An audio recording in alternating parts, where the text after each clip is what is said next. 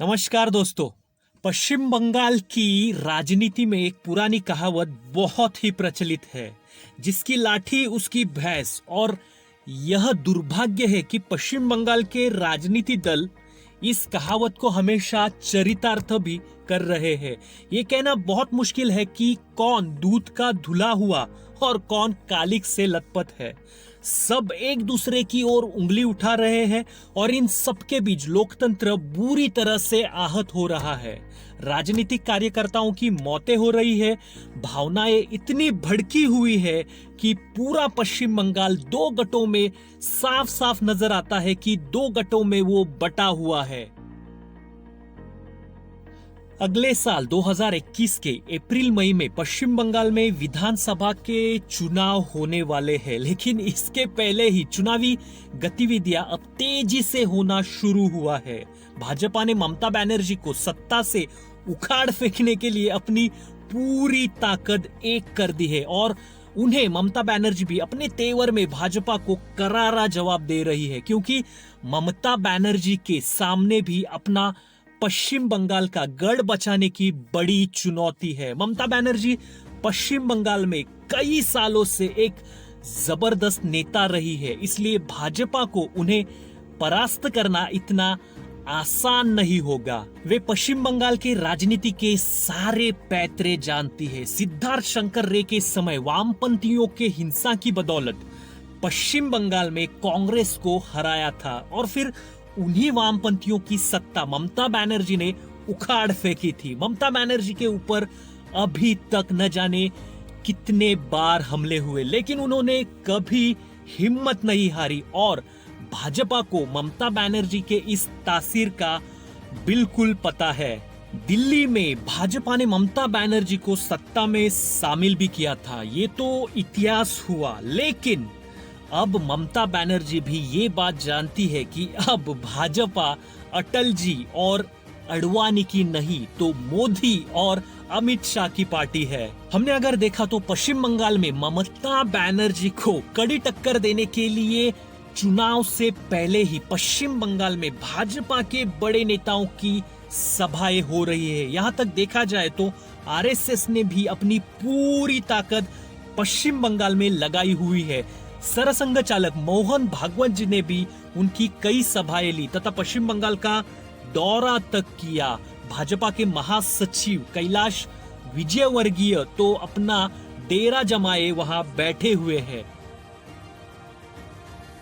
हमें ये मालूम है कि कुछ दिन पहले डायमंड हार्बर क्षेत्र में भाजपा के राष्ट्रीय अध्यक्ष जेपी नड्डा के काफिले पर हमला हुआ तो स्वाभाविक तौर पर पूरे देश की राजनीति गर्मा गई।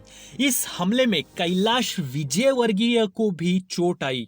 इसके बाद केंद्रीय गृह मंत्रालय ने इस मामले को लेकर पश्चिम बंगाल के चीफ सेक्रेटरी आलोपन बंडोपाध्याय और डीजीपी नरेंद्र को तलब किया, लेकिन चीफ सेक्रेटरी ने यह कहकर मना कर दिया कि उन्हें कोलकाता में अधिकारियों के एक बैठक में उपस्थित रहना है, इसलिए वे दिल्ली नहीं आ पाएंगे। मैसेज तो खैर पश्चिम बंगाल के चीफ सेक्रेटरी ने भेजा, लेकिन बेशक है कि उसके पीछे ममता बनर्जी का हाथ होगा। ये इनडायरेक्टली एक केंद्र को मैसेज था कि आपका पश्चिम बंगाल में कतई हस्तक्षेप नहीं चलेगा। इन सब मामलों को लेकर पश्चिम बंगाल के राज्यपाल जगदीप धनखड़ ने केंद्र को एक रिपोर्ट भी बनाकर भेजी है, लेकिन फिर भी उनके भी रुख पर संशय जताया जा रहा है।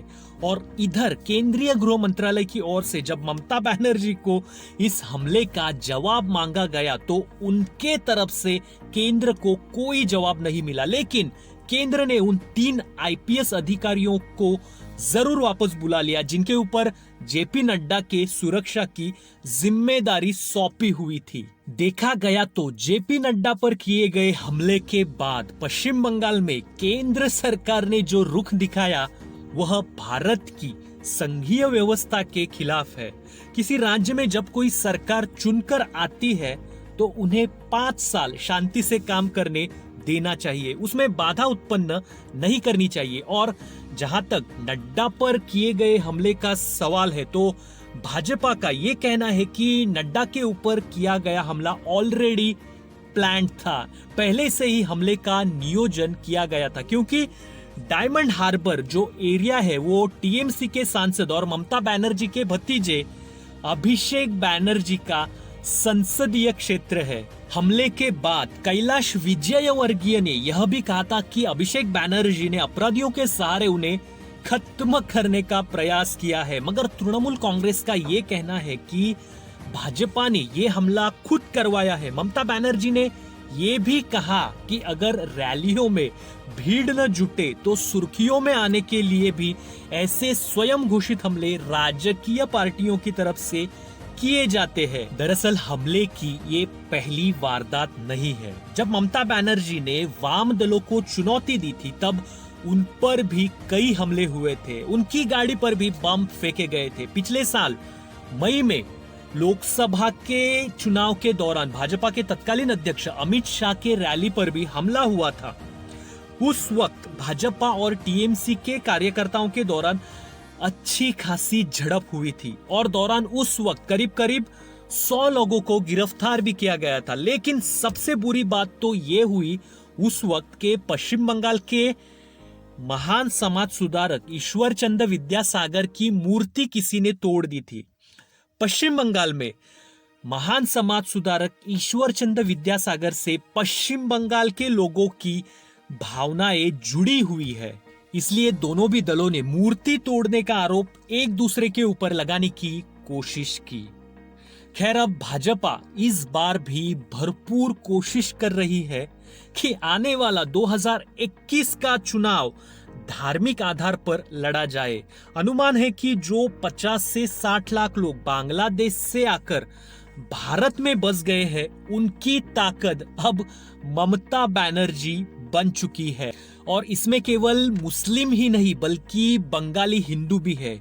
इन बंगाली हिंदुओं को अपनी ओर करने का भाजपा के सामने बड़ा चैलेंज है, क्योंकि भाजपा ने सीएए सिटीजनशिप अमेंडमेंट एक्ट लागू करने की बात जो की है, इसलिए बांग्लादेश से आए हिंदू भी अब बिदक गए हैं। पश्चिम बंगाल में सर्वत्र अब आक्रोश बढ़ रहा है और अब हालात ऐसे हो गए हैं कि विभिन्न स्थानों पर टीएमसी और भाजपा में हिंसक झड़पें बढ़ रहे हैं और यह स्थिति बहुत ही चिंताजनक है। देखा जाए तो लोकतंत्र में हिंसा के लिए कोई जगह नहीं होनी चाहिए। हम अब ये नहीं कह सकते हैं कि कौन गलत है और कौन सही है, लेकिन हम ये जरूर कह सकते हैं कि पश्चिम बंगाल में अब जो हो रहा है वो सही नहीं है, क्योंकि समाज में जब हिंसा होती है, दंगे भड़कते हैं, तो होने वाली हिंसा चेहरा, जात और धर्म नहीं देखता। जब खरोच होती है, जब कोई जख्म होती है, तो वो समाज के सभी लोगों को होती है। बस यही एक बात हम सबको ध्यान में रखनी होगी। धन्यवाद।